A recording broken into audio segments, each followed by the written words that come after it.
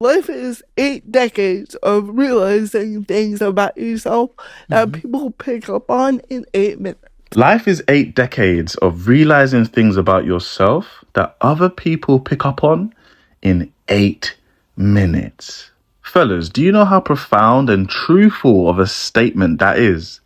In life, there are two main perceptions of ourselves that we have to tangle with: the perception we have of ourselves and the perception others have of us.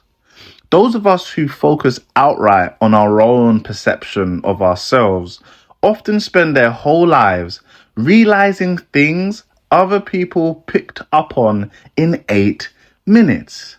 Those of us who focus outright on the perception others have of us find ourselves seeking validation, approval, acceptance, and understanding. So they find themselves outsourcing their identity, self-esteem, and worth onto others, when the truth is, both perceptions need to be married, tangled with, and tangled with into a sort of 50-50 relationship. Because you must know who you are internally, so your own perception, and you must know who you are externally, so the perception of others, so the perception of the herd. Failure to know who you are internally means that you cannot influence the self properly to achieve the things you want. And failure to know who you are externally, so how other people are perceiving you, means that you cannot influence others properly to achieve the things that you want. This is how people get lost in the matrix and the hubris of how things should be juxtaposed to how things actually are. And you need to know how things actually are so that you can influence things in your favor. Life is 8 decades of realizing things about yourself that people pick up on in 8 minutes.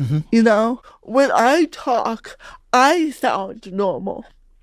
Like, I sound completely clear, unhindered, quick. I don't know what the science is behind that, but like, it that's why I say that, like, it always felt a bit like a conspiracy theory that I didn't feel different. It didn't sound different, but everyone told me that I was, and that I need to, like, articulate more. And when you actually do realize that, like, holy shit, like people are not receiving what I'm pulling out there, or what I'm hearing in my head. In my previous video, I told you guys how those of us who have low self-esteem actually have a higher degree of self-importance. So they take themselves too seriously and everything becomes me, self, I. This creates self-consciousness, which is an excessive awareness of the self. And this is what creates this higher degree of self-importance that is seen as very unattractive to other people. What happens is that they begin to only value their own perception of themselves, and they decide to reject, avoid, and fight the perceptions of others, as the perception of others begin to represent the destruction of how they perceive themselves. And unfortunately, this makes them very dumb and unable to recognize the truth about themselves that they cannot see but everybody else can. This is precisely the issue with incels and femcels. Incels and femcels are in their own way. They are blocking themselves from seeing what actually needs to be done in order to achieve the things they want. The perception of themselves begins to be used as a blocker, as a makeshift wall, blocking out the perceptions other people have of them. But they will eventually arrive at an impasse that requires them to get out of their own way, because the perception of others is a real collective truth that they need to sit with, regardless if they agree with it or not. The truth is, how others perceive you, so how the herd perceives you, is a reality you must sit with before it becomes a reality you can influence and change. It's a bit like when the tree falls in the forest, and no one's hear it. No one can hear it. Doesn't make a sound, and put me in a whole tailspin of well, I mean, I know I'm a person that has a disability, and those two things are completely separate. But my God, like if to everyone else they're just seeing all one, then what does it matter? Like, what exists more? Is it how I appear to the world that I cannot change, or is it this internal outlook that I have? Right. Yeah, it really became which one, not just which one is more important, which one exists. So there are two truths to deal with: the truth of how we perceive ourselves and the collective truth of how others perceive us. Both truths are faulty and has biases attached, but both truths are truths. Both truths are partial truths, and the true truth lays somewhere in the middle. At some point in your development, you will learn as much as you can about yourself through your eyes, and you will need to step out of your own way so that you can invite the eyes of others and look at yourself through their eyes so that you can see what they see. With my work, I always teach you guys seduction. Seduction is the core of what I'm teaching you guys. And I always tell you that it is impossible to successfully seduce another person or groups of people without the skill of empathy. Because in order for you to be able to seduce other people, you must be able to read them. And in order to read another person, you have to stop reading yourself. So you have to be able to have the skill of being able to put your thoughts, feelings, motivations, and fears to the side or in the bin in order to accommodate the thoughts, feelings, and motivations and fears of another person. You have to enter them in order for you to have an accurate prediction of how they're thinking, they're feeling, their intentions, and their perception. This is a superpower when it comes to us human beings because we are a herd species. One thing that you have to understand is that the ability to put yourself to the side in order to accommodate the herd is your superpower. And your disadvantage, your handicap in this life is the inability to do that. So if you are unable to put yourself to the side, reduce your degree of self-importance in order to accommodate other members of the herd, you will have no influence. You will be a herd member who thinks they're doing a whole bunch of things, but you're not doing anything. You're simply unable to influence yourself. You'll have a lifetime of being able to, trying to be able to influence yourself, trying to be able to meet your needs, regulate yourselves, figure out what your desire is, what you want. You're going to spend your whole life chasing these things. When what you want to do is you want to get over the self as quickly as possible. You want to be able to get over the self as quickly as possible. This is the reason why I always recommend a selfish arc, a selfish period of time for all men. Right? And when you're selfish, what you're doing, you're learning how to meet your needs. You're learning how to regulate yourself. You're learning how to look after you. Give yourself the things you need. Right? Because what will happen is when you're able to be successfully selfish, you will grow in abundance. You will grow in abundance. And then what happens with the man, the male mammal, is when we have abundance, our psychology changes. We change, right? Because we are the providers and protectors. We are the lovers of humanity. So this means our reward systems will naturally change into being a man of service. This is what most men do with abundance. Not all men. If men are too damaged or they belong to really dark ideologies or bad cultures, like, Western culture. I love Western culture, but there is this insidious nature of Western culture to where we have created billionaires who do nothing, right? But anyway, before I get off track, what us men do with abundance is that we serve. Our reward systems change in a way to where we feel good now, serving the greater good, serving things that are bigger than ourselves. As I said, the best thing you can do as a human being, a part of the herd, is get over the self. right? Because you will spend 8 decades of your life going around in circles, going nowhere, just to discover aspects of the self that other people picked up on within meeting you within the first 8 minutes. So you really want to learn how to regulate the self, meet your needs, so you can get over the self. Because this is where the magic happens. This is where empathy happens. Get over yourself. Just get over yourself. I tell people all the time, you ought to laugh at yourself more because everyone else is. And whenever I see people that are not able to communicate effectively, it's because they're focused on themselves. You see, if I come out and I'm saying, boy, I hope I do a good job and I hope the people like me. Now I'm focused on me. And it's impossible for me to focus here and focus there also. I've got to make a decision. It's either going to be all about you or it's going to be all about me. And if it's all about you, I'm going to communicate very well. And you're going to be able to feel that. You're going to be able to sense that I really want to help you and add value to you. If it's all about me, it doesn't go very far. The ability, you will only be able to put your thoughts, feelings, motivations, and fears to the side when you're regulated and when you have your needs met.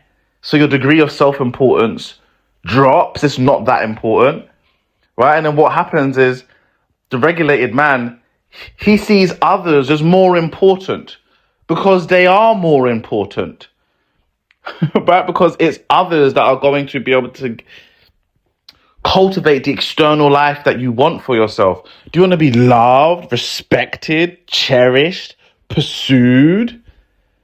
Yes, of course you do. Why would you not? Your survival rate drastically increases. Your reward systems drastically increases. Dopamine, oxytocin, serotonin.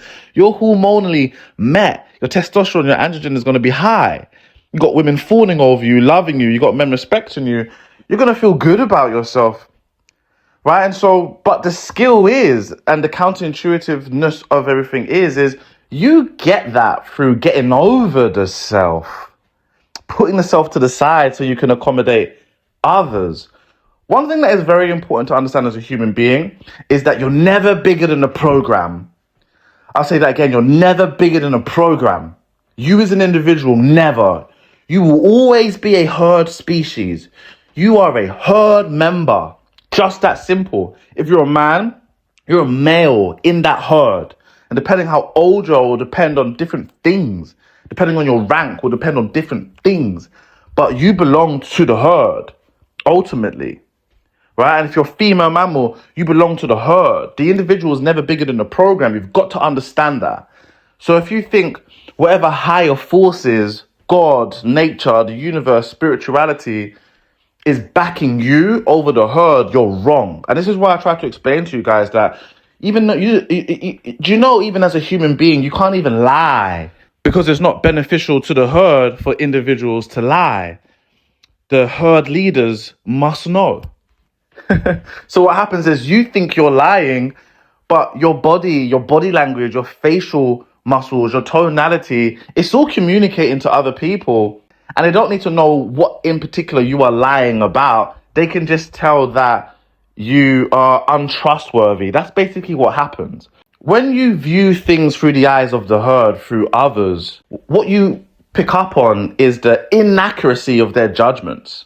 When other people are viewing you, it's inaccurate. They don't give a fuck, right? You're going to do X, Y, and Z, and they're just going to categorize you and box you as that. And fellas, you got to understand, if everyone you meet is doing the same thing, categorizing you and boxing you as that, there is truth in what they are doing.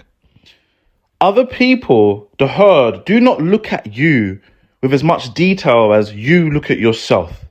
And you don't look at other people with as much detail as you look at yourself. So when you're perceiving the self, you've got your intentions there, you've got your why, your thoughts, your motivations, your fears, and it's all being articulated perfectly by your inner monologue. You're matching up your morality, your justifications, your intellectualizations. This girl who was super positive, like annoyingly positive, where I was like, you don't get it. You've never been through shit in your life. That's why you're so positive. You privileged bitch. Oh, come on. That's how it felt, you know? Yeah. And then she would be like, it's just the stories you're telling yourself, Jamie. And I'd be like, it's just the stories you're telling yourself. She was right. And they were the stories I was telling myself. And so I was like, all right, everyone loved her and she like had such good energy. And I was like, I'm a miserable person. And I guess that's showing. So every time I got in the elevator, even though I didn't feel that way and I was lying, people were like, how's your day going? Amazing. I'm so excited for the day. Do you have any exciting plans this week? And then over time, all of a sudden I was having better days and those answers became real. And then I was able to get myself out of bad thoughts quicker. And I was like, fuck, that bitch was right. Damn it. Yeah. Damn it. The level of detail you perceive your intentions and your actions with, no one else does that. And this is why it's so important that you have to get over yourself, because the degree to which you give a fuck about yourself, no one else gives a fuck about you to that same degree. And the truth is, with the herd, right? The herd is more accurate than you are. The phrase, I know you more than you know yourself, is a real thing. This is something that I always hilariously tell women, right? Because when I'm dealing with a woman, I genuinely know them more than they know themselves. And after a period of time, they're going to end up agreeing with me because I can see all of your patterns. I'm like 20 steps ahead of you. I'm not viewing you in the ways that you're viewing yourself. I'm viewing you top down. You're a fish in a fishbowl and I'm outside of it looking at your actions. The fisherman knows the fish better than the fish knows itself. We can see patterns and we can see behaviors that you're not privy to, you're not cognizant of. You know, it's like the woman who always, the hoe, right? And every time she sleeps with a new guy, it's always a different intention. Like, it's like, well, you know, I thought he was nice, and there was always bamboozled into sleeping with another guy. But now I've known you in a space of how long? You slept with 15 guys, and you keep being bamboozled. Like, it's like, no one gives a fuck about your why. No one gives a fuck about your intention, because when you zoom out and look at the bigger picture, you slept with 15 guys in a period of time. So let's forget, we don't really care about how you've got here. If you're consistently doing something, then that's who you are. That it says more about you. Right? And so the way the herd just boxes you, there's actually an intrinsic wisdom there. And the herd, 9 times out of 10, is spot on and it's right. You know this, fellas. Think about even when you was growing up, your mom doesn't even need to be that smart, but she was right about so many things, right? Right? Normal people, when you get older, how common is it for you to look back and to be like, oh yeah, that person was right, this person was right, that person was right? The herd has an intrinsic wisdom. The herd is better at viewing others than it is. As human beings, we are better at viewing, of making accurate predictions of other people than we are our own selves. Our own perception is faulty and it's biased. We're trying to prove things to ourselves. We're healing from emotional issues. We're attached to certain outcomes. We got our ego involved. Most people's perceptions of ourselves is just wrong, and we are actually in our own way, right? So it's easier for us human beings to view others than it is to view ourselves. The herd represents something a lot greater than you. The herd has intrinsic wisdom, and it makes the herd kind of a good judge of character. It gives the herd this unconscious, subconscious group discernment. Just in the same way women have an unconscious, subconscious discernment. Just in a way as you as men, we have an unconscious, subconscious discernment. Intrinsic wisdom that is passed down. The herd has this. Please remember, as an individual, you're never bigger than the herd, right? So your existence here is, as an individual, is to further the herd in some type of way or to maintain the herd in some type of way. This is the reason why our reward systems, as I always talk about serving the greater good, is because as a male mammal, your reward systems is through serving the greater good, serving the herd, serving your people. This is why men die for their country, represent for their country, go to war, die for war. Our reward systems are set up in the herd. So what the herd collectively says about you, this is why I use the word collectively. I'm not talking about the random shit people are saying, but if groups of people are all telling you the same thing about you, you need to listen immediately. You don't internalize it, because as I said, you don't want to be, this is how you can be someone who starts seeking validate, you start outsourcing things onto other people. You don't do that. But you need to take the information of the herd seriously, because there is a truth there. And you don't want to spend 8 decades of your life realizing things that everyone was just telling you within the first 8 minutes of meeting you. It's a waste of your time. Look around you. Adults waste their life away. All you need to do is research the flow and the journey of adults, and you see how everyone has the same life. We all chase illusions of desires. We all just waste our time, and then we all have the same regrets. Like, we're so predictably boring. So if you want a massive advantage in this life, what you do is you get out of your own way. After you've learned what you need to learn through your perception, you get out of your own way and you start looking at yourself through the eyes of others and learning more about yourself through there. So before I go on a tangent, what I'm going to do to better explain this further is we're going to watch another video and we're going to break down what this fella is saying as an example of a mistake the vast majority of people make. Yep. So let's watch this video. I hope you guys are still deriving value. Please leave a like, leave a comment, and let's finish this video. If you're neurodivergent, you have to give up on traditional masculinity. It's not our bag. It is not our bag. I think a lot of it is performative. A lot of it is steeped in bravado, acting, pretending, and just like stupidness, basically. However, I don't believe that that's the only form of masculinity. But I do believe that a lot of the ideas surrounding masculinity just don't fit with someone who has neurodivergence, because a lot of the tendencies in neurodivergence are complete opposites to traditional masculinity. For example, on a personal level, I've had my masculinity questioned consistently for as long as I can remember, because the way I talk, the way I dress, the way I speak, just the way I conduct myself, I don't really try and be a masculine man. I just do whatever feels natural to me. All right, so first of all, neurodivergence is how your brain works.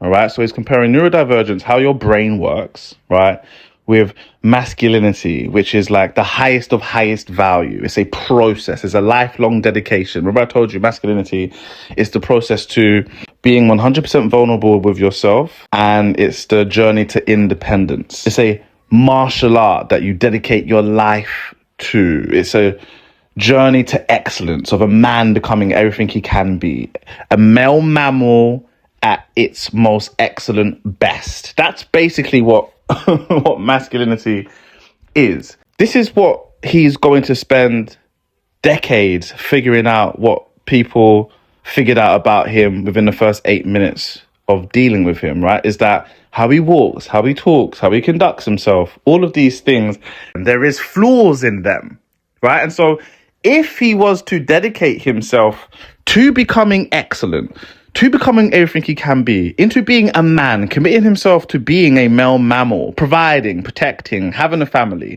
leading something, building something, he will actually change. He will change as a person, and then he will look back onto how he was back here, and he will just agree with what everyone was telling him about him. Right? Like, so for example, when I was younger, there were certain things that people used to say about me, right? And because of my perception of myself, I just blocked out what they said about me, because my perception of myself was what was important. It was only until I became a dad, it was only until I became really putting myself out there, really trying to make some money, when I had to be responsible for other people, right? When other people was looking up to me, right? When I had to overcome some stuff and slay some dragons, only when I became that man, that's when I learned over time, actually, yeah, they were right. What they were saying about me was actually right.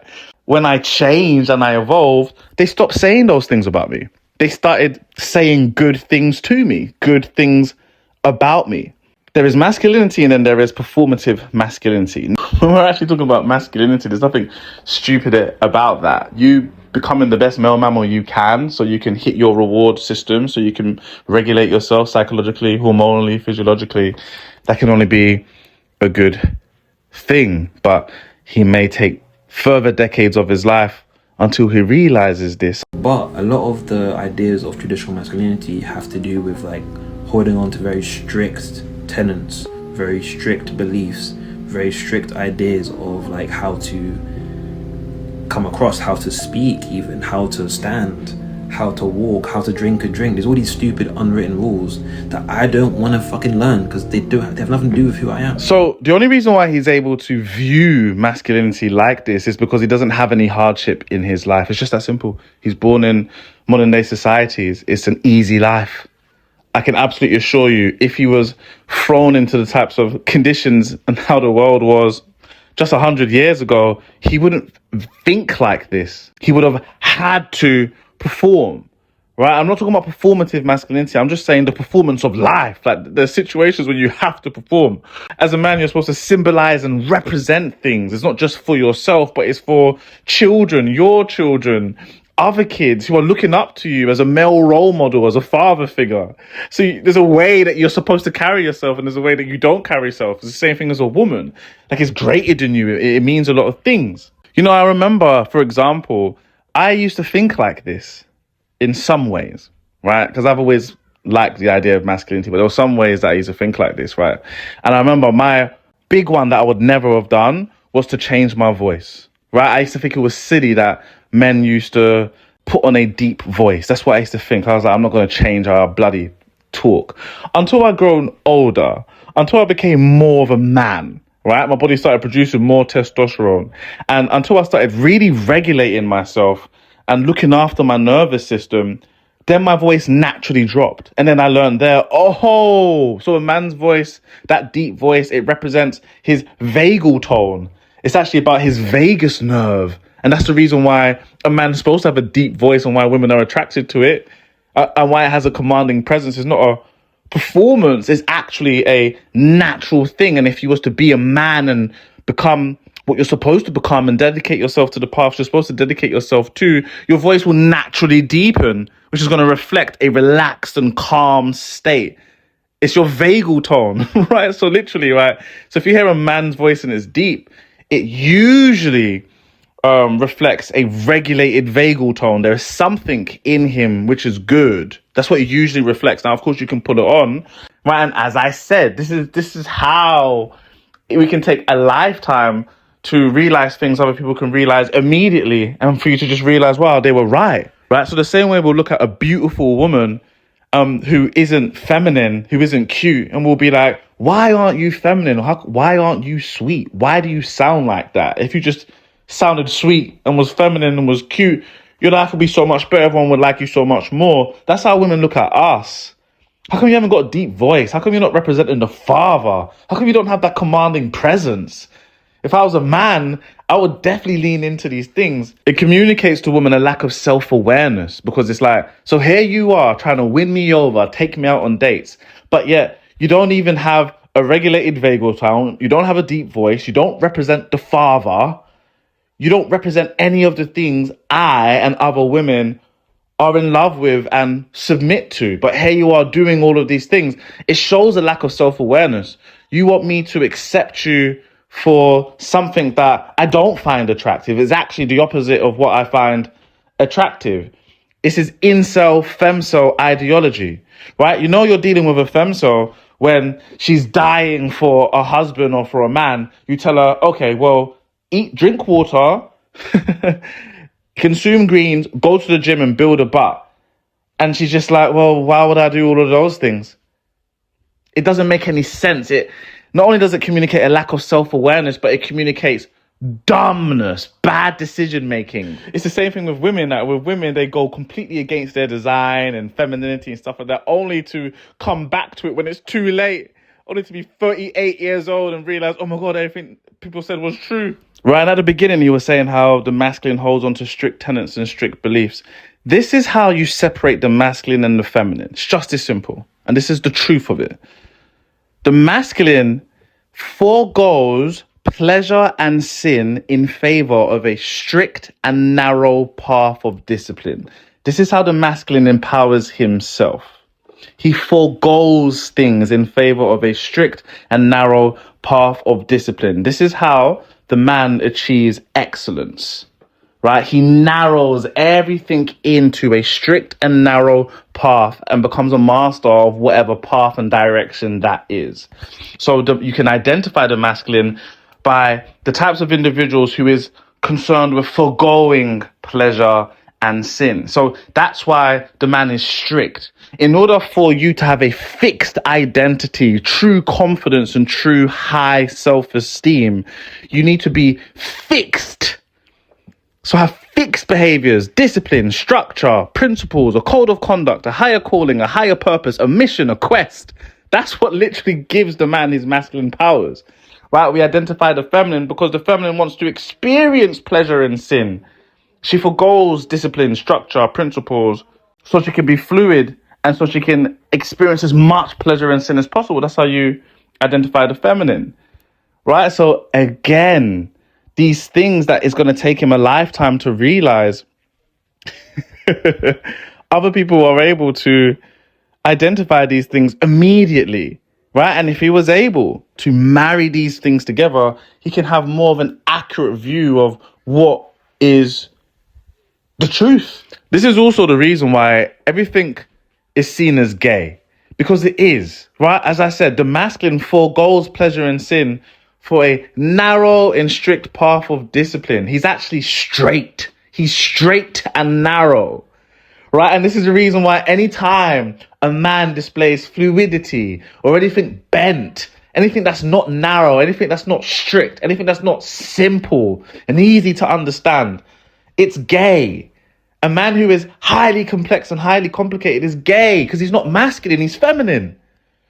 This is the reason why everything is gay. Even down to having a limp wrist, that's gay. There's some type of psychology in your mind. There's some kind of looseness in your mind that is affecting your body. There is something gay about a limp wrist. It's true. Literally, this is as you get older, as you dedicate yourself to the martial art that is masculinity, you learn everything is gay. And not only do you learn everything is gay, but those individuals, when you're younger, you see them turn gay. You actually see them turn gay anyway.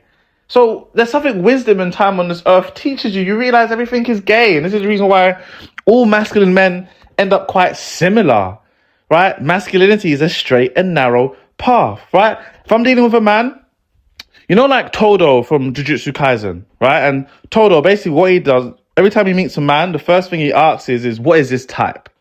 Right? And if you answer, and judging by your answer will depend on how he rates you as a man. Basically. Now, judging by your answer, you could be his friend. I think his preference is women with big bums or something like that, right? Which is the right preference to have. Right? You could be his friend, or you're going to be his enemy because he feels like he can completely judge a man based on his answer into what his type of a woman is. If you're speaking to a man and he's telling you that, oh yeah, I'm asexual, or I'm this sexual, that sexual, oh, I'm actually attracted to the woman's intelligence. If he says anything other than hip to waist ratio, a big juicy back, some simple, straightforward shit, he's gay. Now, I know this might sound funny, but you guys are still young. You need to be on this planet for long enough to actually see, oh no, the brothers are anything complex and complicated. When a man is sounding like a woman, feminine like a woman, when a man has not dedicated himself to a strict and narrow path of discipline, he turns out gay, right? Because the masculine forgoes pleasure in sin. The feminine wants to feel everything. They want to explore pleasure in sin, right? So what happens is because the man who dedicates himself to the feminine path, he wants to feel everything. So eventually he's going to get to a certain age and he's going to wonder, well, I wonder what it's like to be in the feminine position. I wonder what it's like to get my bum hole away. I wonder what he does. He's not masculine, right? The masculine is every month he's finding out another thing to forego, right? Every year he's finding another thing to forego. And with the feminine, loose men, every month they're looking for another pleasure or sin to enroll onto, right? And that type of debauchery, that type of hedonism ends in gayness. So this is an intrinsic wisdom that the herd has, right? He can listen very carefully, right? These are going to be guys, they're going to get to a certain age and they'll be like, well, a mouth is a mouth. You have to understand these things. I'm telling you, fellas, I'm just trying to put you guys on game. So this is the reason why women and the herd, when you sound when you're complicated, when you're super complex, when you're like a Rubik's Cube like a woman, they're just going to put you into the box of gay or feminine or sassy. And they will be correct. They will be correct, because when you level up in this life, when you choose the path of excellence, when you start doing manly things, right? And when your life is, when you feel like your life is on the line, you know, when you've got duties and responsibilities, you know, like the masculine path, you're protecting people. Like literally, people, you got a job. Like people will call you up. You have to get in your car, jump out, and ride out. Right? You got to put food on people's tables, regardless of what's happening out in this world. The true difficulties of overcoming inequalities and injustices, all masculine men have to be dedicated to create the life for his loved ones. When you commit yourself to these paths, you will see what the herd is saying, because the herd, it's boxing you. It might be inaccurate, but it doesn't need to be accurate. It's that there is truth in how they're boxing you. But if you try and speak about this with like someone who's neurotypical, who's very attached to those ideas of traditional masculinity, they're gonna look at you like you're speaking a whole fucking another language. They're gonna be like, why are you thinking so deeply? Just be a man. Just do the thing. What are you, a pussy? What are you, gay? And it's generally so frustrating that you have to just admit that's not our bag. Traditional masculinity, it's not our story. That isn't what we're put here to do. We're not put here to continue that cycle. We're here to challenge the norm. We're not here to challenge the norms. That's what women are put here to do. The women who represent chaos and destruction. We're here to lead by example, to lead, to show other people the way. Another thing you learn as a man when you grow up is that the women, they aspire towards the lowest values in society. Right? And so as a man, it's literally your job to symbolize and represent the highest of highest values. We have to not only create the highest values in society, but we need to lead by example. Like literally the structure of the herd depends on the man. Fine, if you're born into a system and it's not a great system, then we're supposed to lead by example, by, you know, overcoming the inequalities and injustices. So shining a light and providing a light in darkness and leading the way for other people, right? The way he's talked about challenging the norms, that's very, very feminine. You know, when he's saying, I'm a very neurodivergent man. I promise you, me and this fella will get along. We probably got a whole bunch of the same interests. But he doesn't have that masculine edge and spirit in him yet. Every man has this deep desire to not be cowardly. You know, there's different paths that set a man. You know, a desire to not be cowardly is a big thing. This is usually what leads a man down a masculine path, right? Or desire to become independent when he realizes no one gives a fuck about him and no one's going to save him. That's what usually leads him down a masculine path, right? Or responsibility and duties where they have to like protect individuals, or people are looking up to him for protection. That's what usually leads him down a masculine path, where you understand the true importance of symbolizing and representing something. It's for the greater good. It's not an act. You know, he's talking about performative masculinity, where you are acting in a certain way to garner favor or to hide aspects of who you are from the world. So you're projecting the opposite of who you are.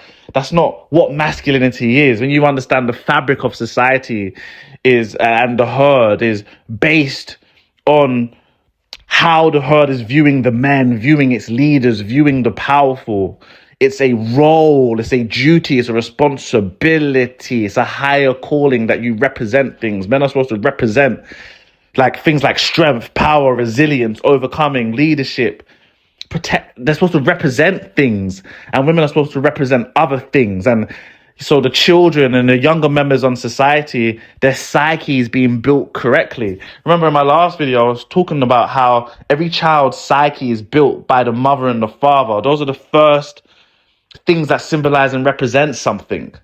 So we're here to make people think differently about masculinity. And for a long time, I didn't wanna have to be the one to kind of, you know, hold that mantle of being like the person here to change the rules, because I just didn't want to play the game. But now that I've got older, I realized that regardless of whether you like it or not, when you're on this planet, you're automatically enrolled into the game. So everything you do will be put into the box as something you're doing as a man. Is it right to post content as a man? Is it right to drink matcha as a man? Is it okay to be in touch with your emotions as a man. And the main issue here is that for most of us neurodivergents, we don't identify strongly with our gender. We identify with our beliefs, with our values, with like what makes us us. In short, if you're a neurodivergent, do not feel the pressure to live up to certain gender roles. Be yourself, fuck the noise. And that's on God. Like, I see, this is another very interesting topic, right? Which is the topic of being yourself. This is something I've always found so interesting, right? Because obviously you want to live a life where you can be yourself for sure. Like, that's a big thing. The amount of hormonal reward you will get, psychological reward, emotional reward you can get from freely expressing yourself and being who you are behind closed doors and when you're with other people, of course, you want to be able to work your way up to that. That's a very advanced state, right? That's a very advanced state. And like the reason why, and you need to learn how to like walk before, wait, what is it? Trying to run before they even know how to crawl, right? And now the reason why I'm saying this is because the degree of work that you need to do before you can just be yourself, right? And this is why I say masculinity is a journey to being 100% vulnerable with yourself, right? Because as I said in a previous video, you want to project vulnerability onto people. Like, you don't want to come across as somebody who's got coping mechanisms, defensive mechanism, and somebody who is afraid to expose themselves to others, to the light, to the world. You don't want to come across as someone like that, right? And people are always reading the level of vulnerability you are comfortable with displaying. They're always reading that, and they're reading that as almost like this true strength and true weakness. Not almost, that's exactly what that is. And so the truth is, we are always projecting things, and our vulnerability is something we project. So we project either strength or weakness through our vulnerability, and you want to project strength. But in order for you to project strength, something you can't perform, something that naturally comes out, in order to project strength, you've got to do the work. You got to commit yourself to the martial art of masculinity, right? You got to become independent, become strong, become courageous, become resilient. You need to become somebody of great character, become somebody of dignity, become somebody of excellence. You know, you got to become someone like that. And then when you're able to do that, you can be yourself, because that's who you are, right? And then you'll be rewarded for that. But if you don't do the work and you try to be yourself, it's not going to go down well. It's not going to go down well, right? You're going to be treated like what you are, right? And so, for example, when you're a kid, when you're a little boy or a little girl, you're treated as such. And then as you get older and you turn into an adult, you know, if you haven't done the work, you'll continue to be treated as such, basically. And you're not going to like it because you see yourself as a big man or a big woman, but you are just a little boy or a little girl, right? And so when I talk of the herd and other people's opinions, please understand, remember, I'm saying do not internalize what they're saying, just see it as information. And also that, because it is information, and information is a good thing because you can use it. But you need to also be very aware, and I tell you in all my videos about how the herd wants to exploit you all of the time, right? Now, that's not like an evil thing, basically. It's just that people always want what they want, right? So in the forefront of their mind, when they're dealing with other people, they have motivations, right? And this is why boundaries are so important, because they're not thinking about what you can endure, your capacity or anything like that. They're just trying to see if they can influence you or manipulate you. That's what they're trying to see. That's literally it. So, and the world that we live in, the culture that we live in, the capitalist world that we live in is based on the culture of exploitation. So the herd's going to exploit you and abuse you and control you, right? And so there's no escape from the herd, right? There's only participation, and you have to participate in a good way. But anyway, when you're able to do all these things and you can be yourself, you can be who you truly are, and you'll have good things come from that. But if you haven't done the work and you try to be yourself, you're going to have bad things come from that. And as I said, you don't want to be somebody who spends 8 decades of their life realizing things that everybody else noticed within them in 8 minutes. right? As I said, when you do the work, you do actually become somebody that the herd approves of and submits for and follows and looks up to. That's the truth. So there's always been truth. Just like where I say the woman acts as a mirror, so does the herd. People can see the things you compensate for and overcompensate for, the lacks that you have, instead of you confronting this and approaching this in a goal-orientated way. They can see when you don't do that, when you avoid things, and because you avoid it, you don't develop any skills or any kind of expertise or any competency in the area. You avoid it and you compensate for it, right? And you compensate for it in these socially acceptable ways. We can see that within the first 8 minutes of seeing you. And as I said, we're not learning exactly what it is, but what we're picking up is feelings of unattraction, right? So when you display that, and we can see it, and how do you display that? It's in everything that you do. It's in everything that you do and you don't do. That's how you display it. That acts as a stimuli, and then that triggers our emotions. And we have a feeling about you or an intuition about you. That's what happens, right? We have a feeling about you, right? And this is what is unattraction. So in my work, when I display attraction and unattraction, this is what I mean, the mechanisms of attraction. This is the source of what I'm referring to, right? So we can see it. And we don't know what it is. All we know is that, I don't know, we don't really respect you, or we don't really like you, or we're not drawn towards you. Or maybe you're just invisible to us. Maybe we don't really see you. Maybe we don't really recognize you or acknowledge you. Maybe we don't feel you at all, right? Your inhibitions, your insecurities, your apprehensions, we can see it all. Everyone can see it. So the things that you compensate for, the things that you compensate and overcompensate for, these typically are things that people spend 8 decades of their life realizing that other people will see within 8 minutes. When I talk about self-actualization, so earlier I put a picture up of self-actualization.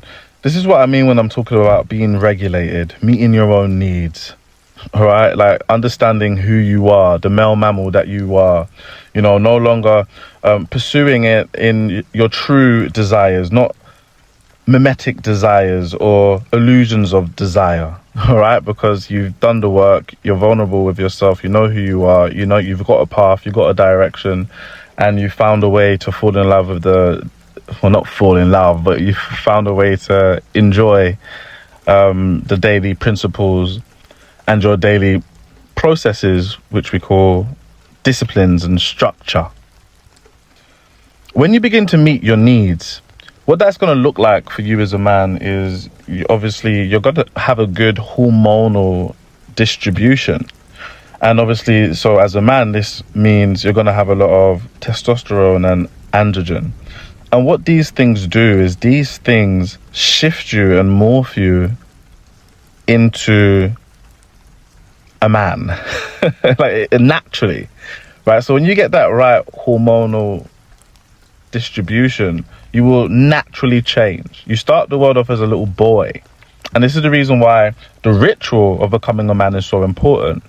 Because at some point you have to change. At some point, your boy version has to die and your new masculine man version has to rise from those ashes. Now, we used to have actual rituals everywhere, cross-culturally and historically everywhere. We used to have these rituals that would turn a boy into a man. We don't have that anymore.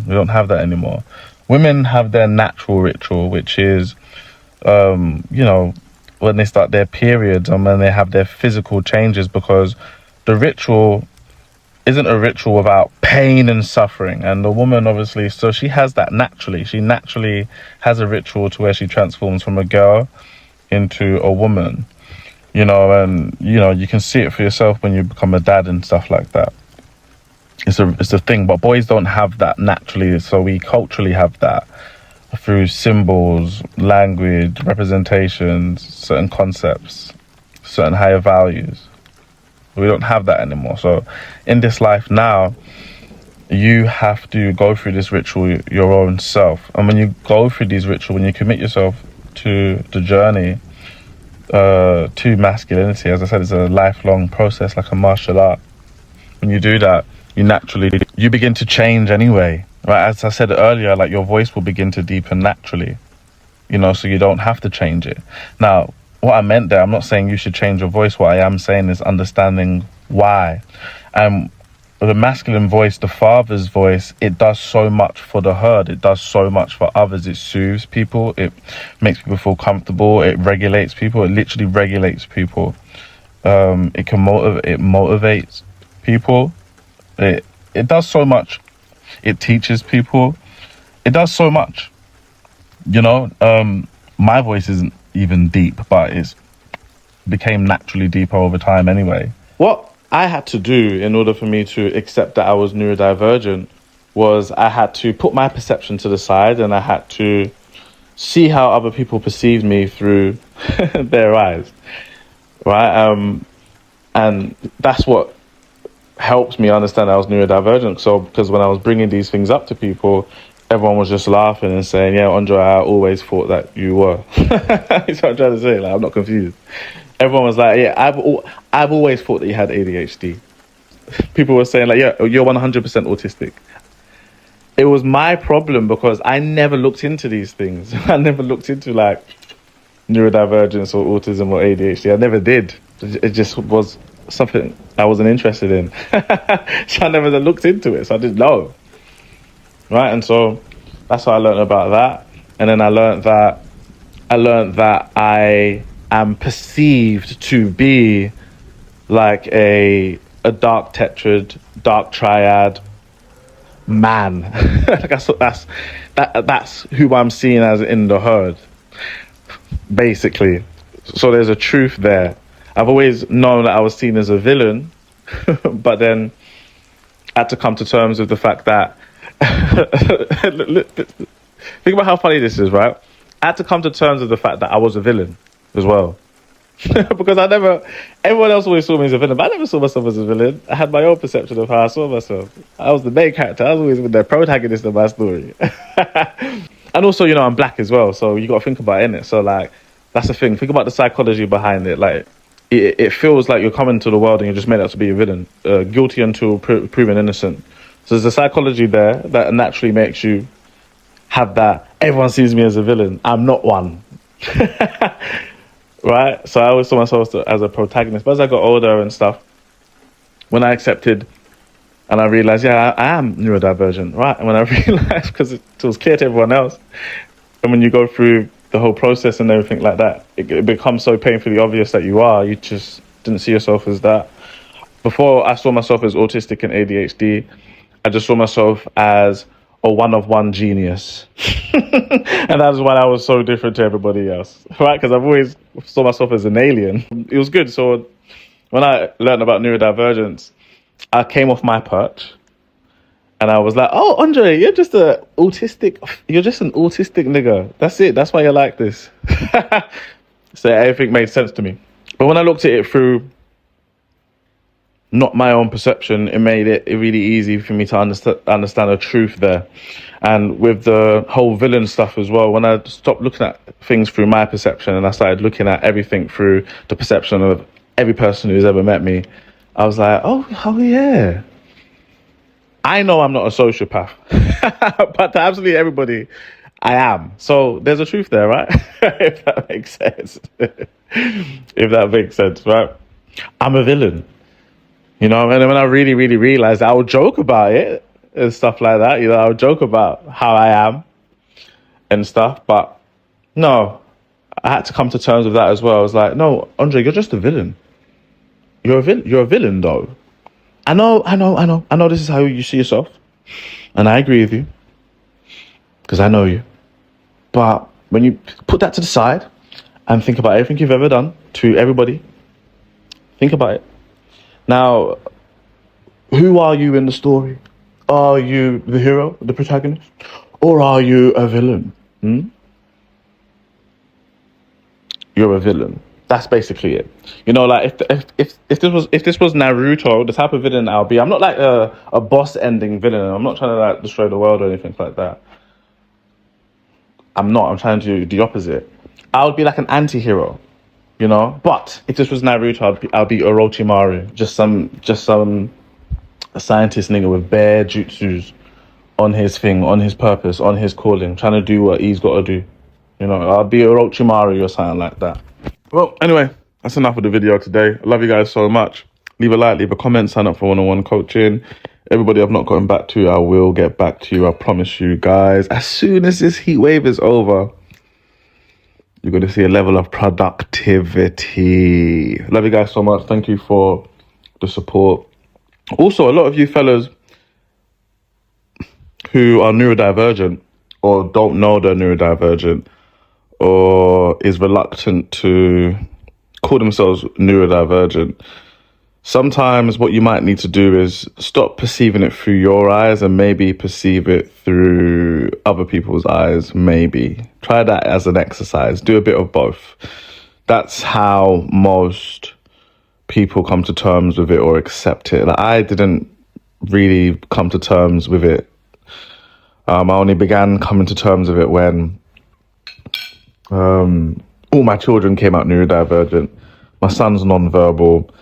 I got older, and yeah, I just started realizing that, and so I had to put my perception to the side, and then I had to have a look at how other people perceive me, and apparently everyone perceived me as an incredibly autistic ADHD guy.